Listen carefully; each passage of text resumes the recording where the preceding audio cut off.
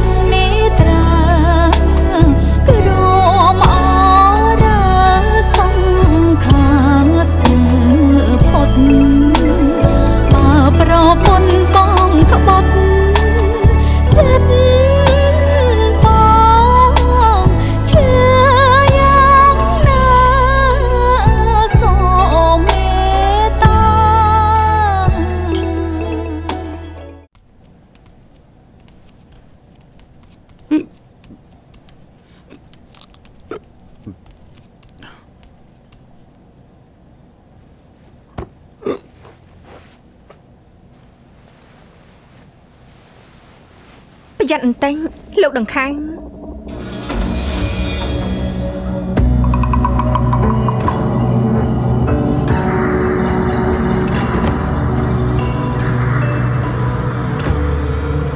ទីបំផុតបងនឿនអាចសម្រេចបំណងនេះបានពិតមែនចប់ហើយខ្ញុំខំសន្សំចិត្តស្រឡាញ់បងនឿនតែទីបំផុតបងនឿនខ្លាចជារបស់លោកដង្ខៅហើយតើបងនឿននឹងមានវាសនាបែបណាទៅណោះខ្ញុំពិតជាបារម្ភពីបងនឿនខ្លាំងណាស់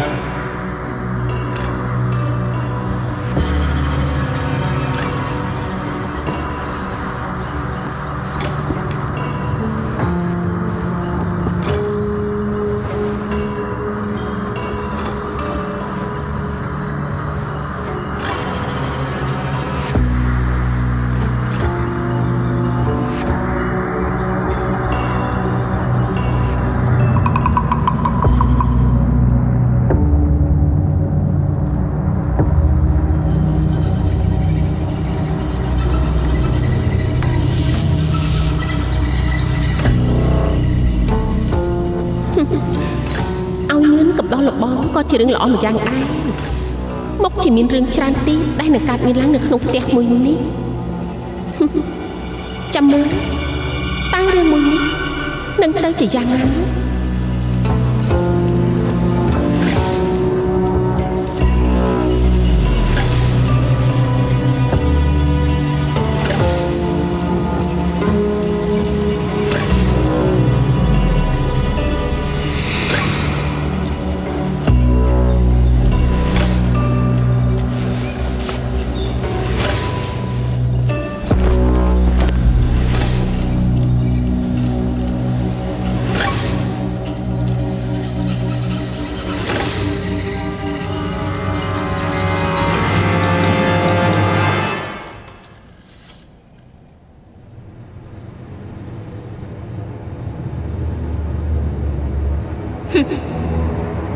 ពេលនេះ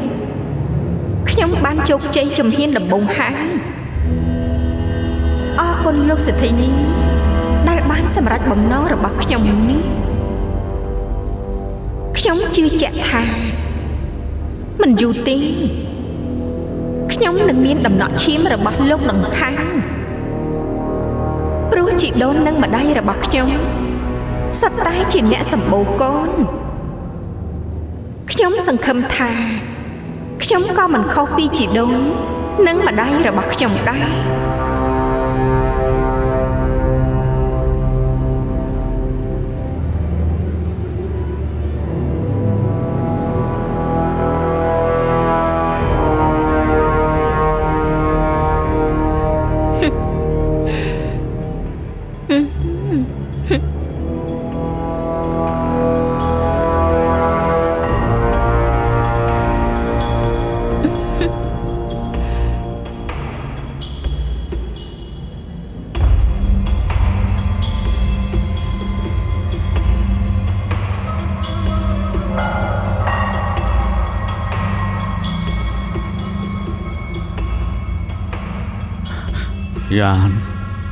យ៉ានអូន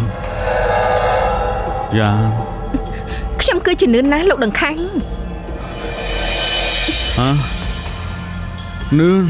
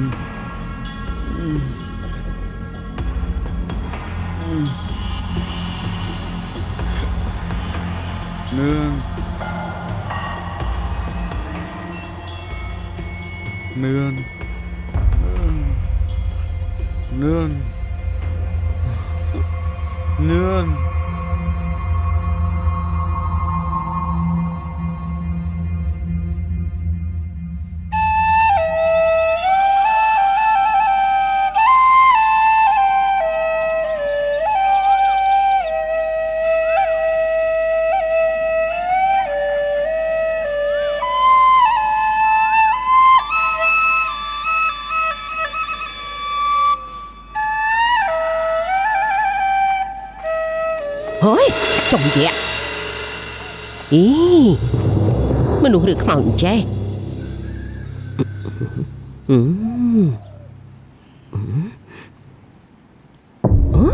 នៅមានដង្ហើមតើស្ទីបជីបចោសិនអូយ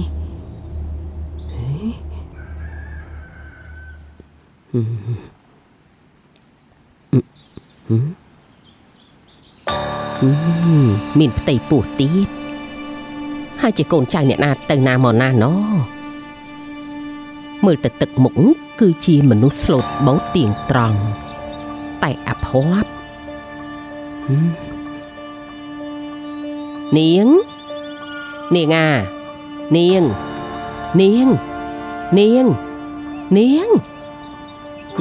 ធ្វើមិនទៅនេះនាងងើបឡើងនាងដឹងខ្លួនឡើងនាងដឹងខ្លួនឡើងមីនាងមា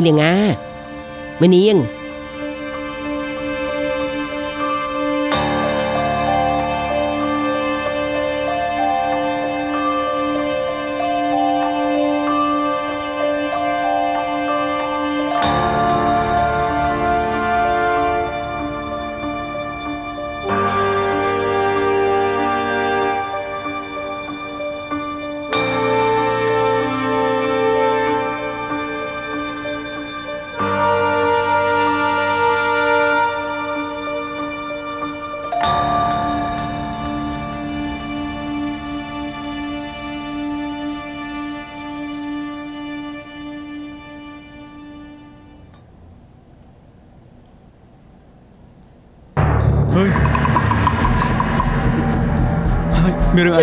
មិនបានជាខ្ញុំមិននៅទីនេះជាមួយនឹងនឿនទៅវិញហ៎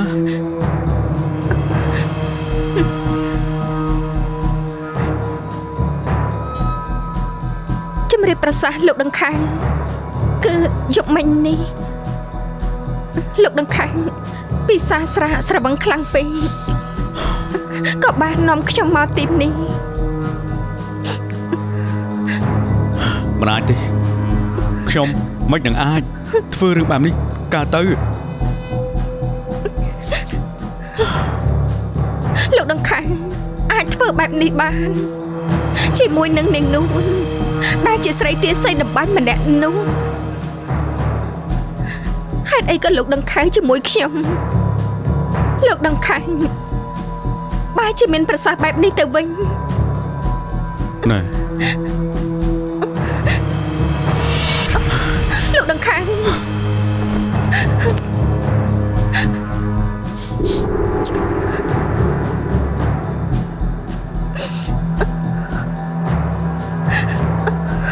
យប់មិញនេះលោកដង្ខៅពិបាកចិត្តខ្លាំងណាស់ហើយលោកដង្ខៅពិសាស្រាច្រើនហើយបានធ្វើរឿងមិនគប្បីមកលើខ្លួនខ្ញុំដូចនេះលោកដង្ខៅហេតុអីក៏នឿនបណ្ដោយឲ្យមានរឿងបានមានកើតឡើងហ៎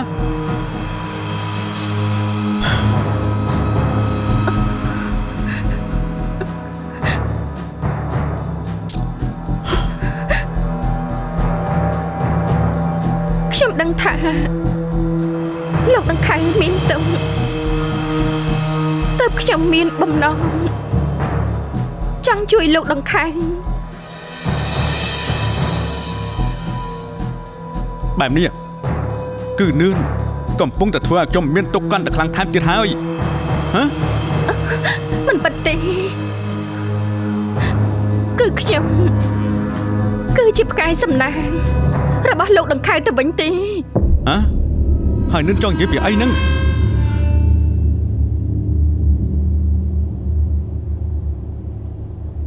ខ្ញុំនឹងបង្កើតកូនឲ្យលោកដង្ខៅដើម្បីឲ្យលោកមានកូនស្នងត្រកូល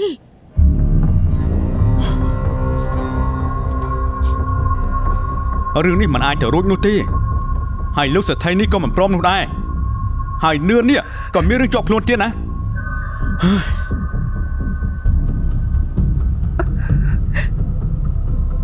ចំពោះរឿងនេះលោកដង្ខៅកុំបារម្ភអីខ្ញុំចេះចាត់ចែងហើយ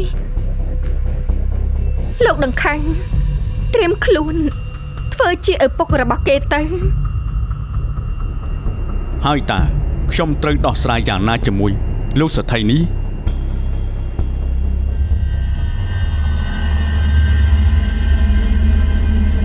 ខ្ញុំជំរាបលោកដង្ខៅហែងតាលោកដង្ខៅមិនចាំបាច់បារម្ភទេលោកដង្ខៅគ្រាន់តែត្រៀមខ្លួនប្រញាប់យកកូនឲ្យឆាប់ទៅ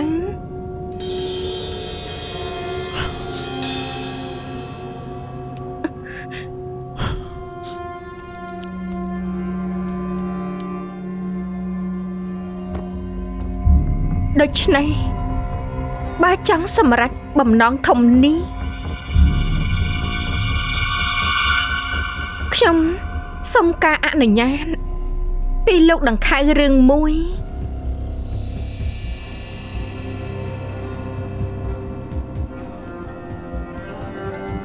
ហើយតើរឿងអីទៅ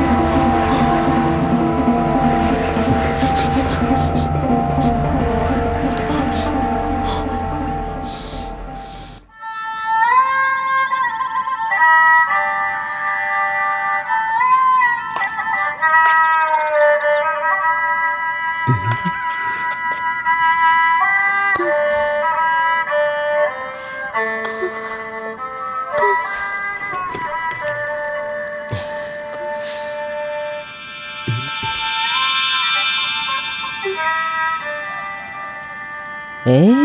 មិនតន់ស្រួលខ្លួនខំប្រឹងក្រោកធ្វើអីចៅ ចាលោកយាយចៅបានធូរច្រើនហើយ ខ្ញុំសូមអរគុណលោកយាយខ្លាំងណាស់ដែលបានជួយយកអាសាខ្ញុំ មិនអីទេចៅមិនអីទេចៅមកដល់មាត់ទ្វារផ្ទះយាយទៅហើយបើយាយមិនជួយចៅតើយាយជាមនុស្សបែបណាទៅហើយយាយមកដូចជាយាយនេះ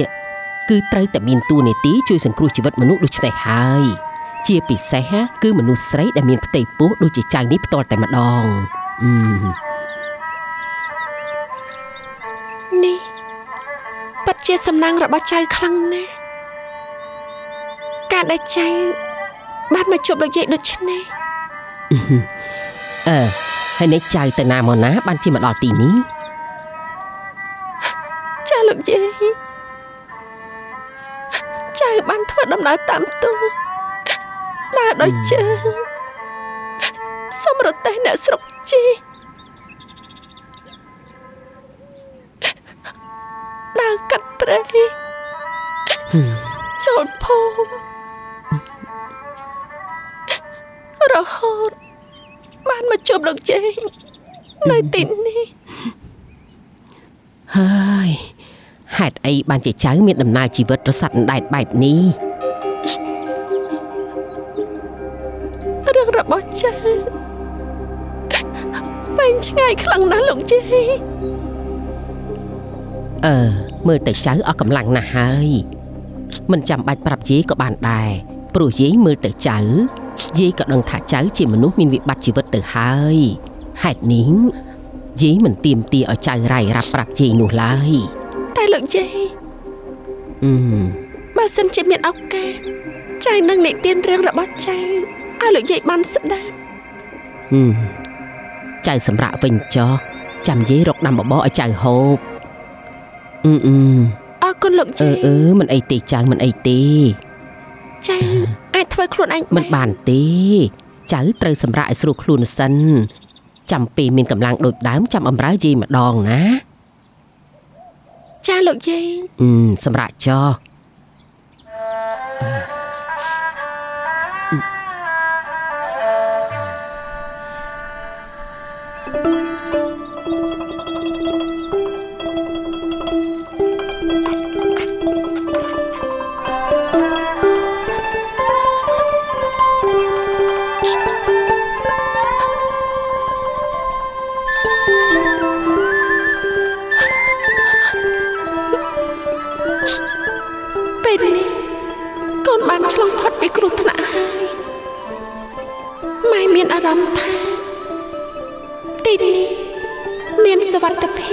សម្រាប់ម្ដាយកូនជើងហើយបានស្នាក់នៅជាមួយលោកយាយមកម៉ែមានអារម្មណ៍ថាកក់ក្ដៅចិត្តខ្លាំងណាស់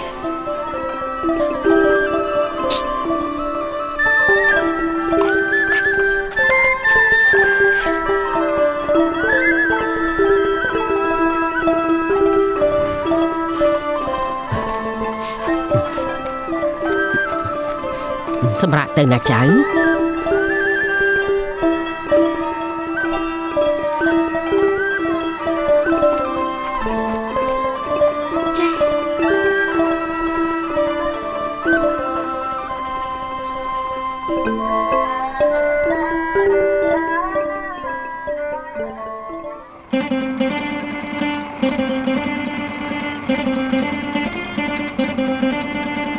ថ្ងៃនេះខ្ញុំដឹងមិនទេនេះដើម្បីវិលទៅល្មមចាស់ដល់ហើយការងារថ្ងៃនេះ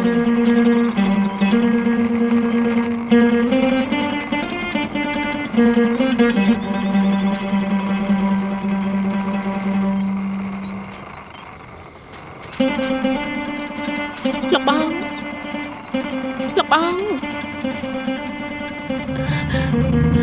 លោកបងលោកបងគឺខ្ញុំដឹងថាកាលដែលខ្ញុំបានធ្វើដាក់នឹងនួនហើយនឹងកូនរបស់គេនោះគឺជារឿងខុសឆ្គងចំពោះលោកបងខ្លាំងណាស់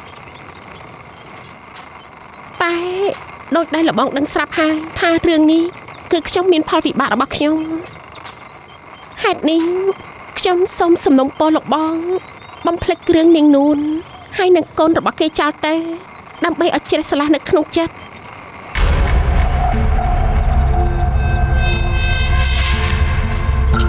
រឿងនេះតាមយថាកម្មទៅចុះហើយខ្ញុំក៏មិនចង់លឺពាក្យនេះទៀតដែរតែបើថ្ងៃណាមួយម្ដាយកូនគេលេចមុខមកនោះខ្ញុំក៏ពិបាកអាកាត់បានដែរថាខ្ញុំមិនទទួលស្គាល់កូនរបស់ខ្ញុំនោះដែរ នេះគឺជារឿងនៅថ្ងៃខាងមុខតែខ្ញុំសូមបួងសួងសូមកុំឲ្យមានថ្ងៃនោះចុះពេលនេះរឿងដែលសំខាន់នោះគឺលោកបងអាចមានកូនបានតែជាមួយនឹងនឿនតែម្នាក់គត់ហាមលោកបងទៅលូកលាន់ស្រីផ្សេងនៅខាងក្រៅនាំឲ្យមានចំណងគ្រួសារនិងវិបត្តិមរតកជាពិសេសនោះគឺជាមួយស្រីដំបាញ់តែម្ដង ក៏មកឡៃទៅមើលគេតាដើរលឿន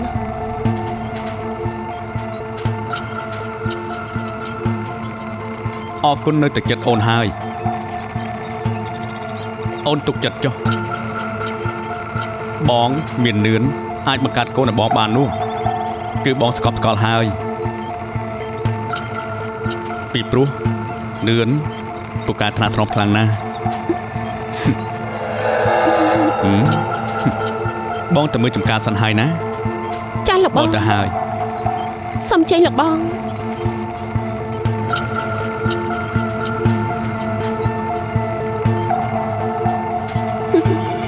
បណ្ដោយតាមកម្លាំងខ្យល់បក់សិនចុះ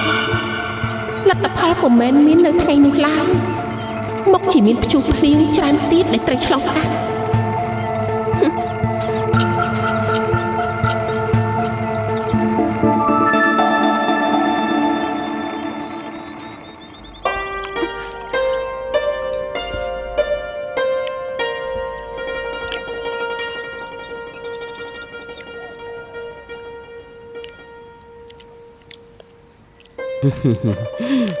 ហូបទៅតែកុំឲ្យឆ្អែតជ្រុលពេកនាំឲ្យហល់ពិបាកដកដង្ហើមហល់ប៉ះពាល់ដល់កូននៅក្នុងពោះណាចៅ ចាលោកយាយ យើងមានផ្ទៃពោះអញ្ចឹងត្រូវតែឆីអាហារអ្វីដែលមានជីវជាតិសម្រាប់សុខភាពដូចជាបន្លែត្រីសាច់កុំហូបអាហារដែលមានរសជាតិដូចជាហឹរពេកប្រៃពេកហើយផ្អែមពេកក៏មិនល្អដែរ ចាលោកយាយចៅនឹងចងចាំទុក កុំបរិភោគបបរនាំឲ្យកូនកើតមកទន់ជ្រាយសាច់មិនស្អាតមានជារំអិលច្រើន ចាលោកយាយខ្ញុំក៏ធ្លាប់លើចាស់ចាស់និយាយពាក្យនេះដែរ នេះគឺជាដំណំរបស់ដូនតាយើងណាចៅហើយក៏នៅមានច្រើនទៀតយាយនឹងប្រាប់ចៅជាបណ្ដាតទៅទៀត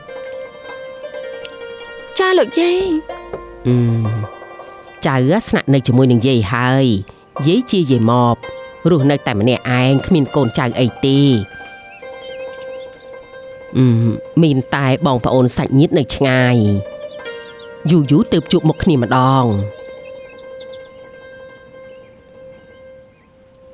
ចាអរគុណលោកយាយខ្លាំងណាស់ មិនអីទេ ដែលបានជួយយកអាសាចៅបែបនេះហើយបានផ្ដល់ផ្ទះឲ្យចៅបានស្នាក់នៅទៀតផងគុណបំណាច់របស់លោកយាយចៅនឹងចងចាំអស់មួយជីវិត មិនអីទេចៅតែចៅត្រូវចាំសម្ដីយាយណាចៅ លោកយាយប្រាប់ចៅមកចុះ បើមានគេសួរចៅថាចៅជាអ្នកណានោះចៅត្រូវប្រាប់គេថាចៅជាសាច់ឆ្ងាយខាងប្តីរបស់យាយ ចាលោកយាយចា អូយនៅមានរឿងមួយទៀតយាយបានដាក់ឈ្មោះឲ្យចៅហើយគឺនាងភ័ព្វ នាងភ័ព្វ ឈ្មោះនេះពីរស់ណាលោកយាយ មានន័យថាចៅគឺជាមនុស្សមានភ័ព្វបានមកជួបជាមួយនឹងយាយនឹងណា ចាលោកយាយ អញ្ចឹងឆៃឲ្យច្រើនទៅណា ឆ្អែតពេលណាឈប់ពេលហ្នឹងទៅ ចាលោកយាយ ហើយនៅមានដំឡូងហើយនឹងចេកចៅឆៃហើយក៏លាងមាត់ទៀតទៅ ចាលោកយាយអរគុណ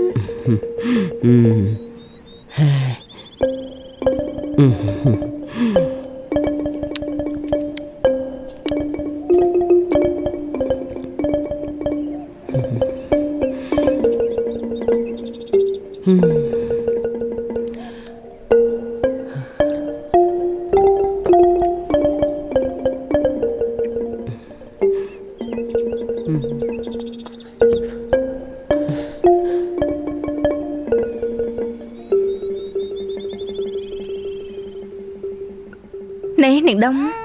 នាងបំរើអ្នកនាងនិងអ្នកប្រុសតូចឲ្យដេកលក់ទៅណា ចាអ្នកបងភួងដឹងហើយកុំយំណាចាំនាងដុំបំពេមកកុំយំមក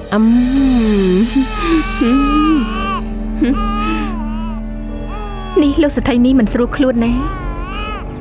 ទើបបានជាទឹកមុខមិនស្រស់បោះអញ្ចឹង គឺយើងមិនសប្បាយចិត្ត មិនសប្បាយចិត្តរឿងអ្វីទៅបើពេលនេះលោកស្ថីនេះទទួលបានកូនដល់ទៅ2ឯណោះ អូយលោកសិទ្ធិនេះ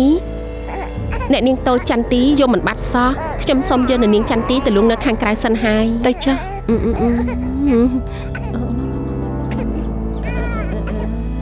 កុំយំណាមក បើទោះជាដូចនេះក៏គ្មានន័យអ្វីដែរ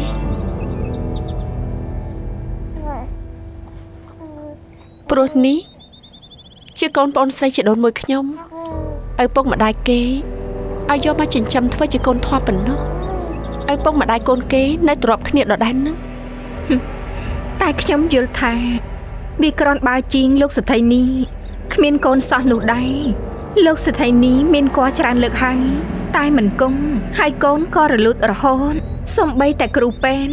និងយាយម៉បក៏អស់វិធីជួយដែរហេតុនេះខ្ញុំគិតថាលោកស្ថីនេះយកកូនសាច់ញាតិមកចិញ្ចឹមគឺល្អប្រសើរបំផុតហើយព្រោះលោកប្រុសតូចនិងអ្នកនាងតូចក៏មិនបានភ្លេចគុណលោកស្ថីនេះដែរ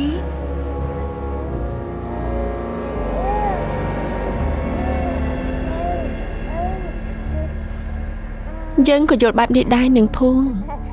តែលោកបងមិនយល់បែបនេះឡើយ តើលោកស្ថីគិតយ៉ាងណាដែរលោកស្ថីនេះ គឺលោកបងចង់បានកូនផ្ទាល់ខ្លួនពុំចង់មានកូនដែលសុំគេមកចិញ្ចឹមនោះឡើយ តែលោកស្ថីក៏បានជ្រាបច្បាស់ហើយថាលោកស្ថីនេះមានគួរច្រើនលើកហើយតែពុំគង់ហេតុអីក៏គាត់គិតបែបនេះលោកស្ថីធ្វើបែបនេះធ្វើឲ្យលោកស្ថីនេះឈឺចិត្តណាស់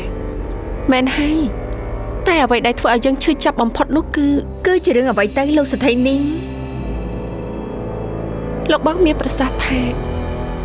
ចង់មានកូនជាមួយស្រីម្នាក់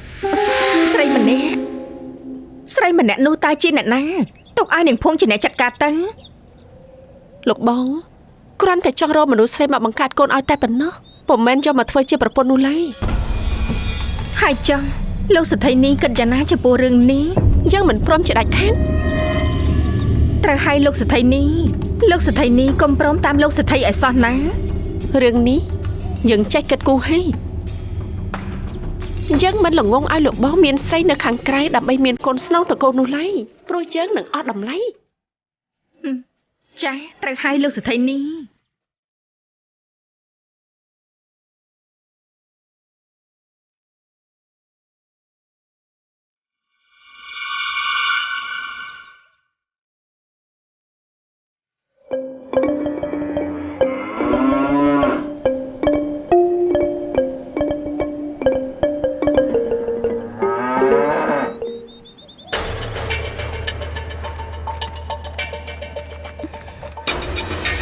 ច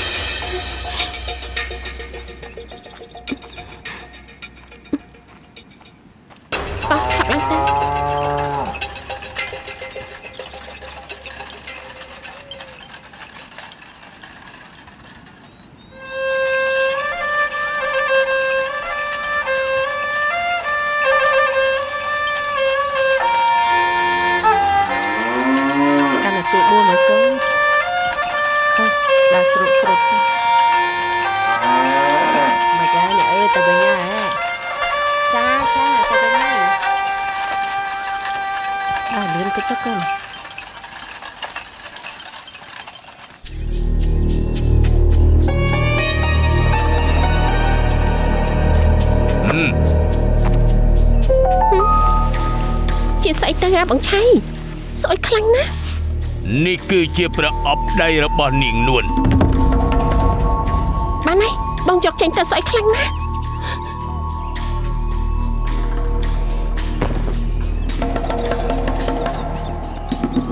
ហើយនេះ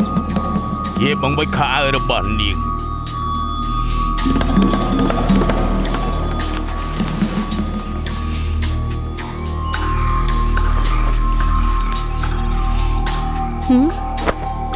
ល្អណាស់ បងសម្លាប់នាងនួនបានសម្រេចហើយអូនស្រីសប្បាយចិត្តចុះ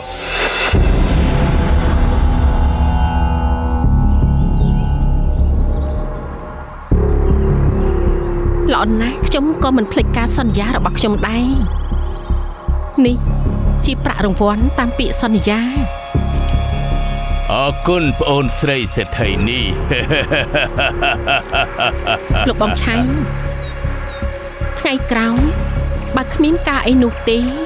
បងកុំរកខ្ញុំឲ្យសោះ បងដឹងហើយ បងនួនស្លាប់ហើយបងណយបងនួនស្លាប់វាជាការពិតទេបង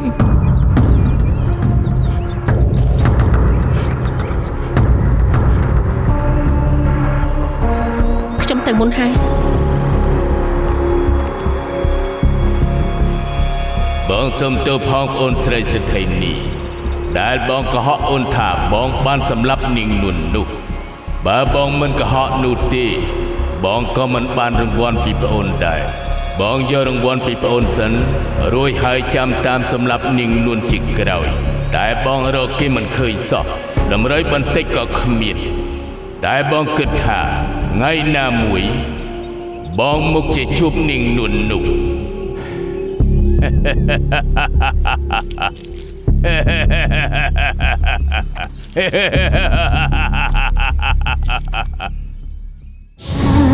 ្នកណាយល់ជុំរើទឹកនេត្រាក្រមអរាសង្ខាស្ទើផុត លោកសេដ្ឋីនេះសង្ឃឹមទុកចាស់ខ្ញុំធានាថាមិនយូរទេខ្ញុំនឹងពោពោះកូនជំនួសលោកសេដ្ឋីនេះហើយ គឺលោកសេដ្ឋីត្រូវប្រកាន់ដំណំមួយឲ្យបានជាដាច់ខាតគឺហាមប៉ះពាល់មនុស្សស្រីមិនថាមនុស្សស្រីនៅខាងក្នុង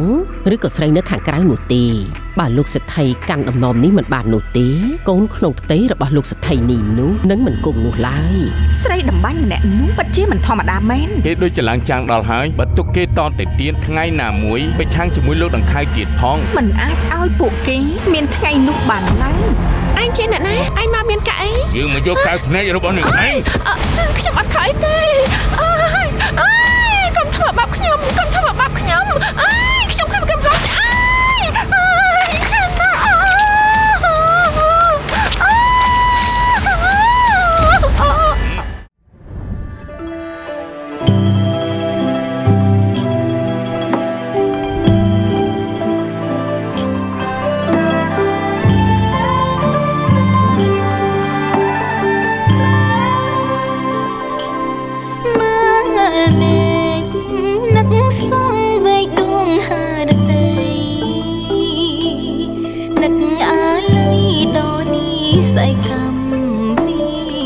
ណា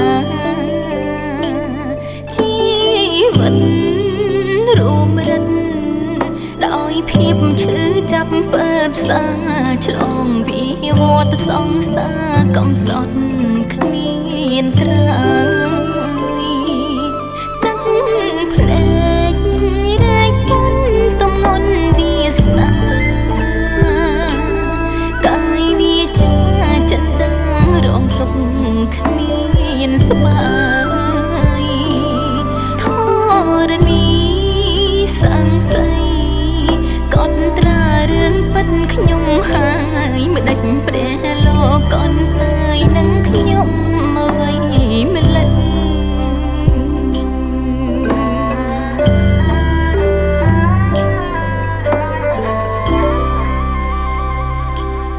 តើជាតិមុនខ្ញុំបានសា